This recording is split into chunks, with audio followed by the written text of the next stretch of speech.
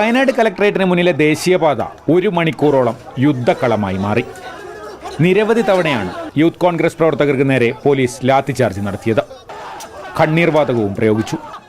സംസ്ഥാന സെക്രട്ടറി ജഷീർ പള്ളിവയൽ, ജില്ലാ പ്രസിഡന്റ് അമൽ ജോയി, ജില്ലാ ജനറൽ സെക്രട്ടറി ഹർഷൽ കോന്നാടൻ തുടങ്ങിയവരെ പോലീസ് വളഞ്ഞിട്ട് തല്ലി.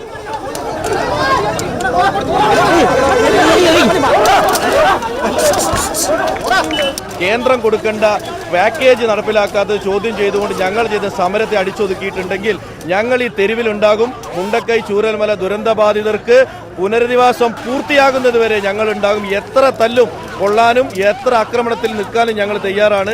തുടക്കത്തിൽ സമാധാനപരമായിരുന്നു യൂത്ത് കോൺഗ്രസിന്റെ പ്രതിഷേധം. പിന്നീടാണ് സംഘർഷത്തിലേക്ക് വഴിമാറിയത്.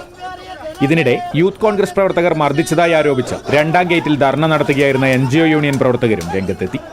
പുനരധിവാസ പ്രവർത്തനങ്ങളിൽ സംസ്ഥാന സർക്കാർ മെല്ലെപ്പോക്ക് തുടർന്നാൽ ശക്തമായി പ്രതിഷേധിക്കേണ്ടി വരുമെന്ന പ്രതിപക്ഷ നേതാവ് VD സതീശൻ പറഞ്ഞു. ആദ്യം കാണിച്ച ഒരു ആവേശവും ഇപ്പൊ കാണുന്നില്ല. ഒരു തരത്തിലുള്ള സ്റ്റെപ്പോടെ എടുക്കുന്നില്ല. പാർലമെന്റിനകത്തും നിയമസഭയ്ക്കകത്തും പുറത്തും എല്ലാ തരത്തിലുള്ള സമ്മർദ്ദം വയനാടത്തെ ദുരന്തബാധിതർക്ക് വേണ്ടി ഞങ്ങളുടെ ഭാഗത്തുണ്ടാവും. മാതൃഭൂമി ന്യൂസ്, വയനാട്.